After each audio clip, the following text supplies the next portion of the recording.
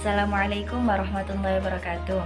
Di sini saya akan menjelaskan tentang apa itu haji, syarat-syarat haji, rukun-rukun haji, dan bagaimana itu manasik haji.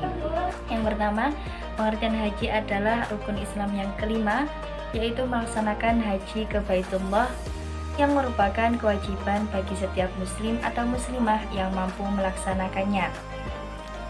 Haji adalah berkunjung ke Baitullah, yaitu Ka'bah, untuk melakukan beberapa amalan antara lain yaitu wukuf, tawaf, sa'i, dan amalan lainnya pada masa tertentu demi memenuhi panggilan Allah Subhanahu wa Ta'ala dan mengharap ridhonya.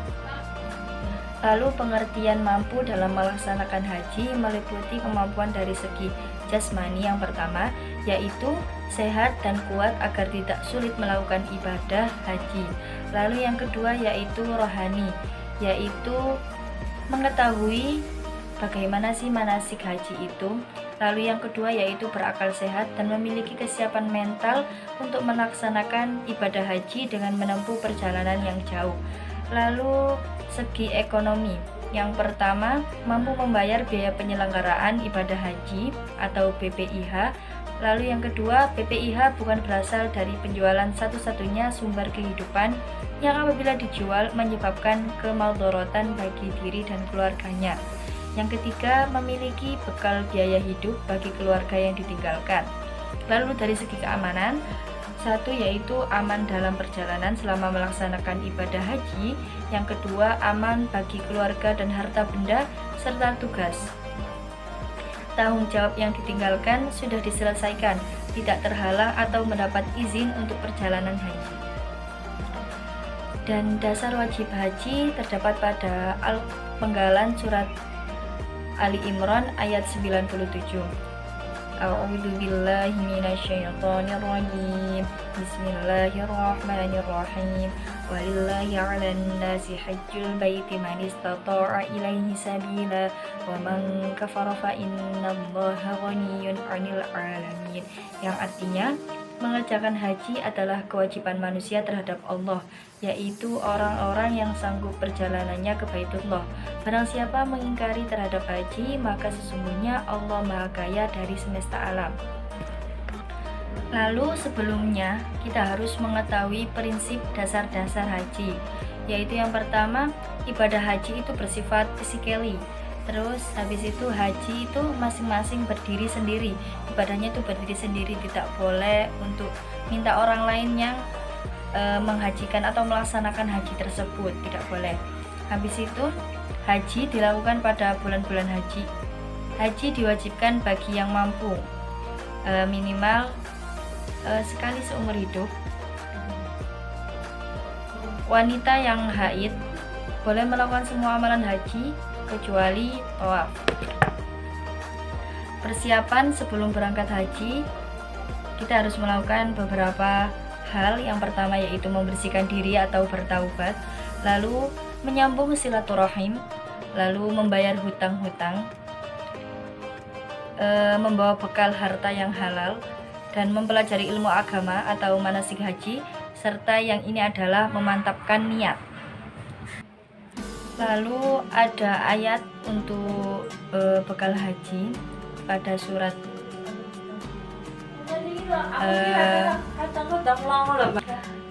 surat Al-Baqarah. A'udzu billahi minasyaitonir rajim. Bismillahirrahmanirrahim. Al-hajju asyhurun ma'lumat, faman farada fihinnal hajja fala rafatha wala fusuqa wala jidala fil hajj. وَمَا تَفْعَلُوا مِنْ خَيْرٍ يَعْلَمْهُ اللَّهُ وَتَزَوَّدُوا فَإِنَّ خَيْرَ الزَّادِ التَّقْوَى وَاتَّقُونِ يَا أُولِي الْأَلْبَابِ. Yang artinya, musim haji itu bulan yang dimaklumi. Barang siapa yang menetapkan haji dalam bulan itu akan haji, maka tidak boleh rofas atau menimbulkan birahi atau nafsu. Lalu fusuk, fasik atau kerusakan. Lalu jidal, berbantah-bantahan. Semua amal itu diketahui Allah. Berbekallah, sebaik-baik bekal itu takwa, nasihat bagi orang-orang yang berakal. Lalu apa aja sih keuntungan ibadah haji itu? Yang pertama yaitu bertambahnya pengalaman. Yang kedua, nafkah disamakan dengan infak fisabilillah. Yang kedua, pahala ibadah dilipat gandakan. Dan selanjutnya yaitu mendapatkan tempat yang mustajab untuk berdoa.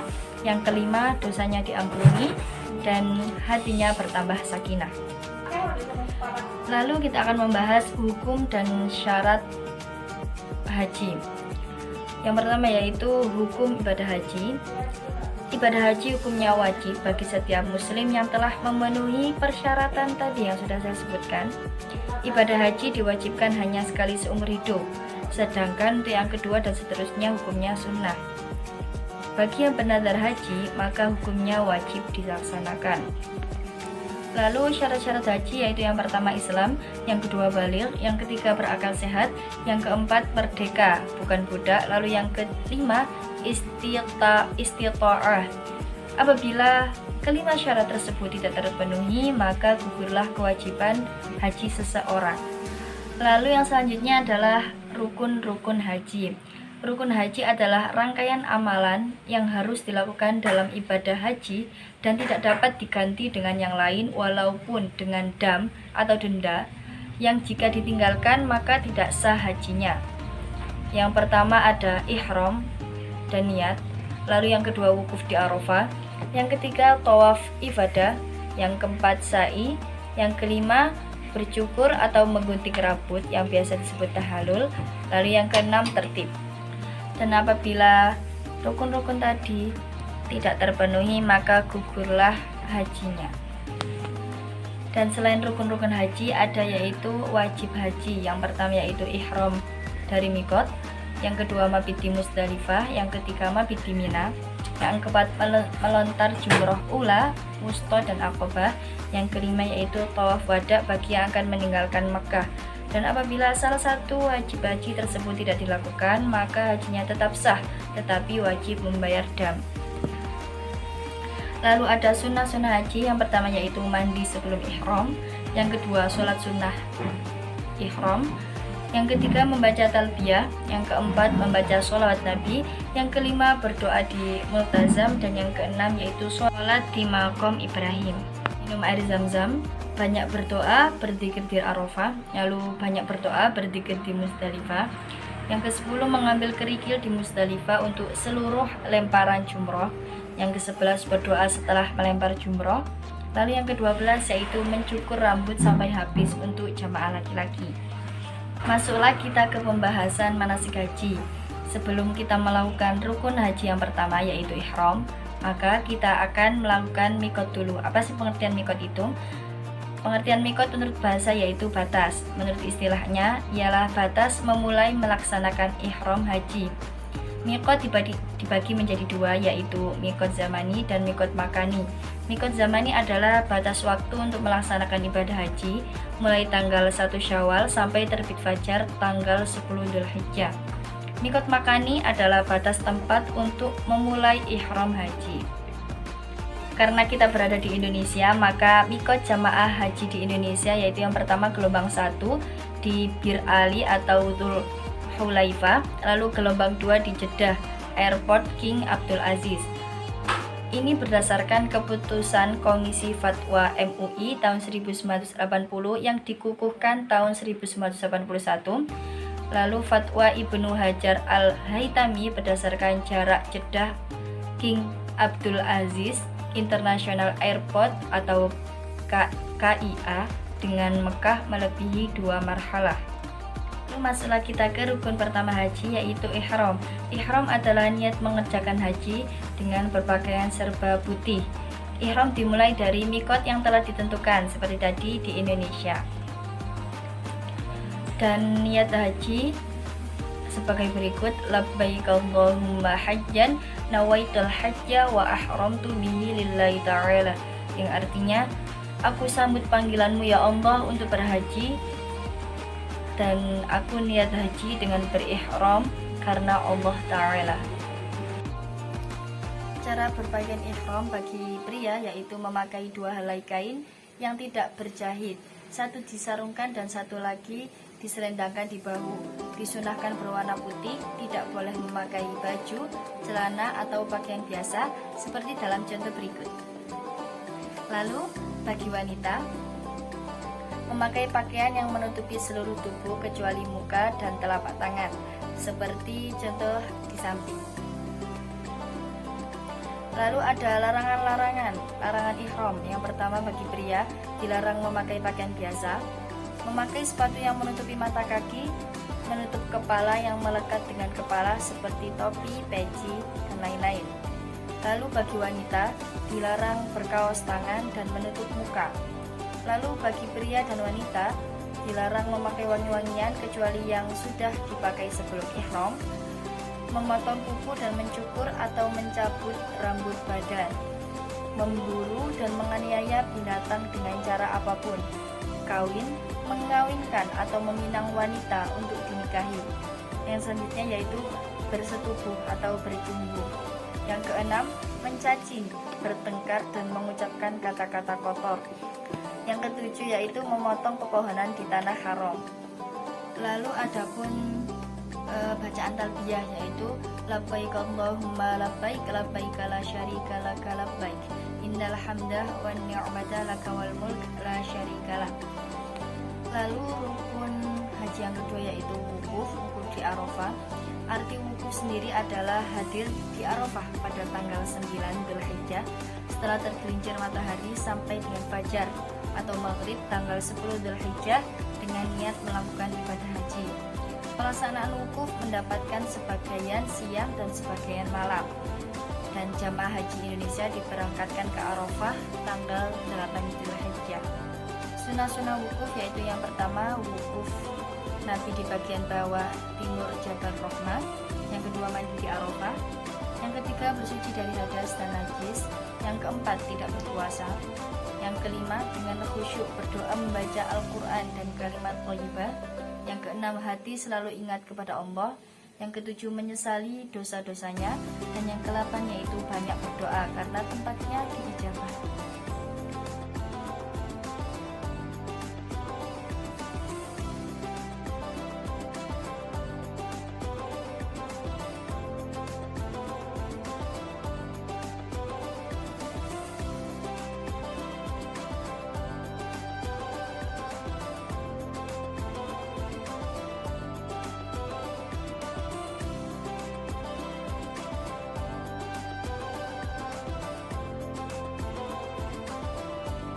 Lalu kita akan diarahkan untuk mabit di Musdalifah.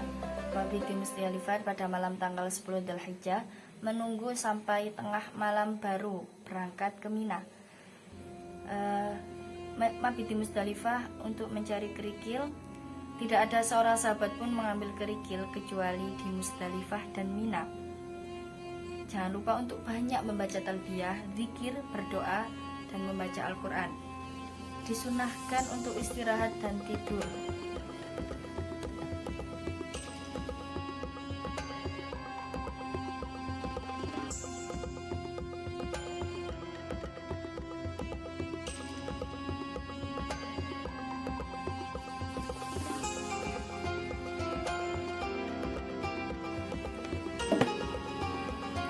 Lalu setelah tengah malam kita akan berangkat ke Mina menuju ke tenda yang disediakan maktab. Lalu yang senja yaitu menuju ke Mina. Tanggal 10 Dzulhijjah kita akan berada di Mina. Lalu kita akan menempati kemah-kemah yang ada di Mina. Dilanjutkan untuk Jumrah Aqobah, waktunya sejak duha sampai tidak terbatas.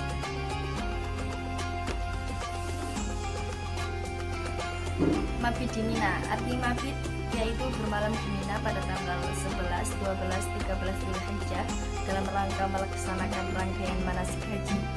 Lalu yang kedua, mabit di Mina hukumnya wajib. Waktu mabit di Mina ialah malam hari dimulai waktu maghrib sampai terbit fajar. Lalu yang keempat yaitu tempat mabit ialah seluruh wilayah Mina termasuk tulisan dan batas peluasan hukum mabit atau Mina Jadid.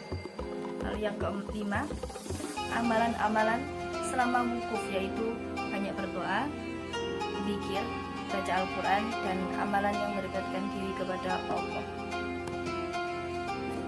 Tanggal 11 Dzulhijjah sehabis zawal, setelah duhur sampai dengan malam berikutnya, yaitu kita akan melakukan melempar jumroh dari ula, wusta, dan aqobah masing-masing 7 lemparan.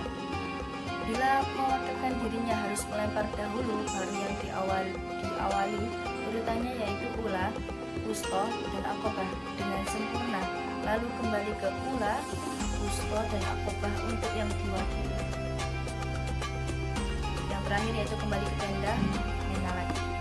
Lalu pada tanggal 12 Dzulhijjah setelah waktu zawal, yaitu sesudah duhur, melempar jumroh ula, wusta, dan aqobah.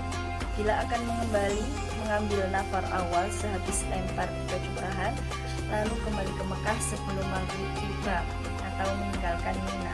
Cara melontar jumroh aqobah yaitu yang pertama dengan membaca takbir setiap lemparan, kedua tiap lemparan itu 1 kerikil, yang ketiga ada gerakan tangan untuk melempar, yang keempat batu kerikil diyakini jatuh di marma atau sumur yang yakin kena tugu jumroh aqobah itu tadi.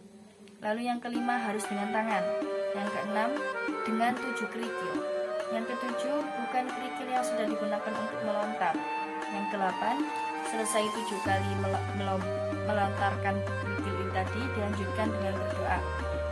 Setelah melakukan jumroh aqobah maka kita kembali ke tenda Mina. Bagi yang keadaannya tidak memungkinkan, sebaiknya kembali ke tenda Mina setelah lempar jumroh aqobah. Namun bagi yang mampu dan berpuasa bisa melakukan tawaf ibadah dan sa'i ke Mekah. Namun sebelum maghrib harus sudah sampai di Mina lagi.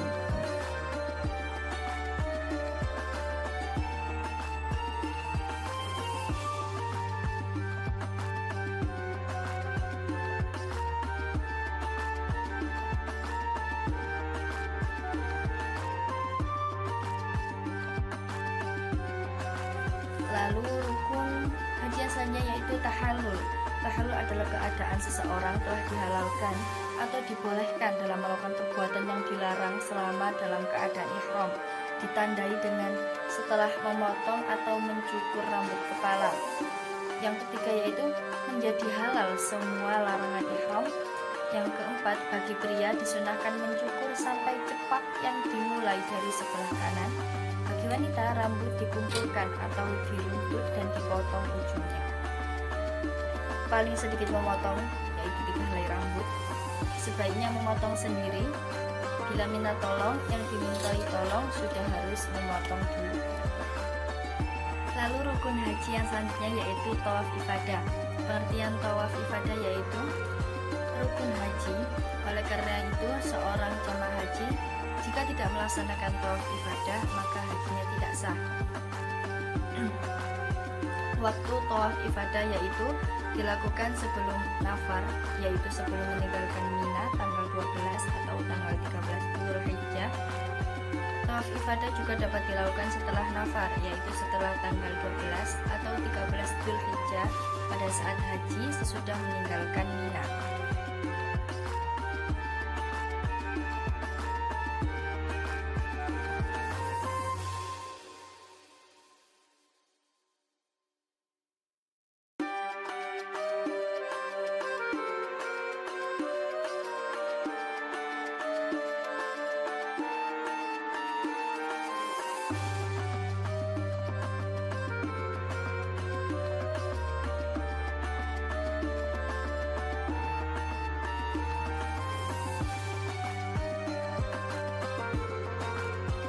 Syarat sahnya tawaf yaitu yang pertama menutup aurat, yang kedua suci badan pakaian dari najis, yang ketiga suci dari hadas besar dan hadas kecil, yang keempat 7 kali putaran, yang kelima di Masjidil Haram, yang keenam dilakukan di luar Ka'bah, lalu yang ketujuh dimulai dan diakhiri di Hajar Aswad lurus dengan lampu hijau, yang terakhir yaitu Ka'bah berada di sebelah kiri.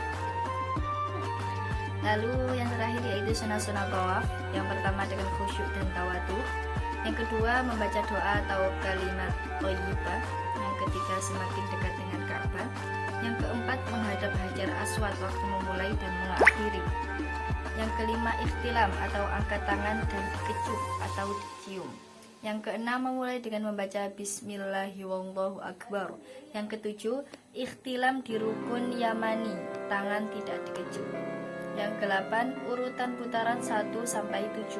Yang ke-8 Yang kesembilan, ramal atau lari kecil bagi laki-laki dalam 3 putaran yang awal. Yang ke-10, sholat 2 rakaat di makam Ibrahim.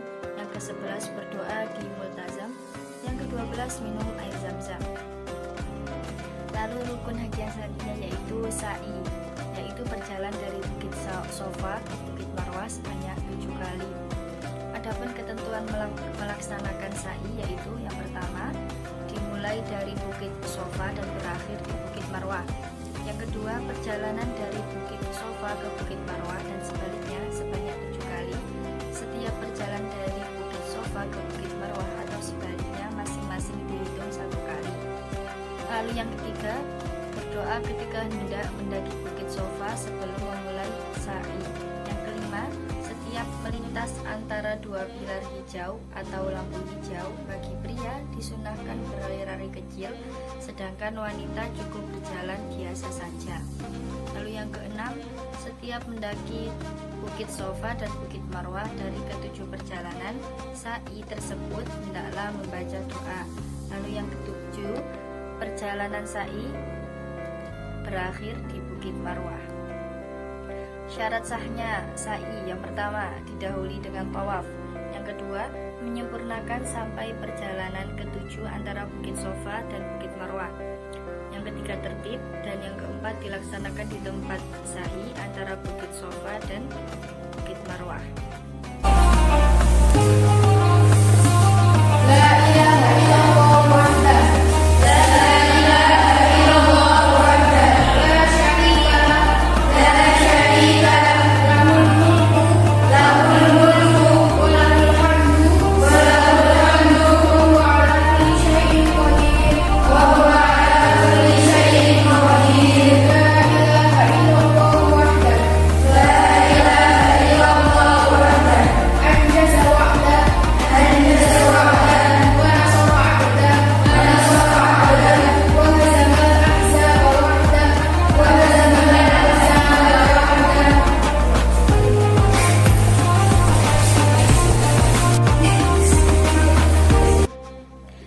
Selanjutnya kita akan melakukan tawaf wada. Pengertian tawaf wada yaitu tawaf perpisahan atau pamitan yang dilakukan oleh jemaah haji sebelum kembali ke tanah air pada saat akan meninggalkan kota Mekah. Dan para ulama telah sepakat tentang disyariatkannya tawaf wada berdasarkan hadis yang diriwayatkan Muslim dan Abu Dawud, yang artinya orang-orang yang berpaling menuju berbagai jurusan, maka sabda Nabi SAW,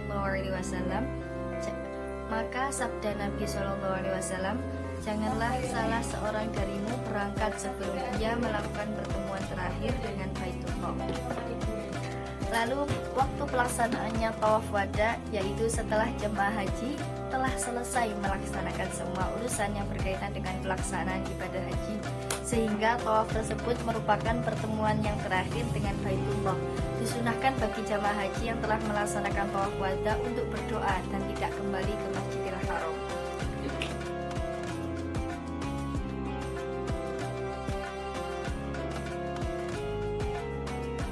Terima kasih teman-teman. Terima kasih. Assalamualaikum warahmatullahi wabarakatuh.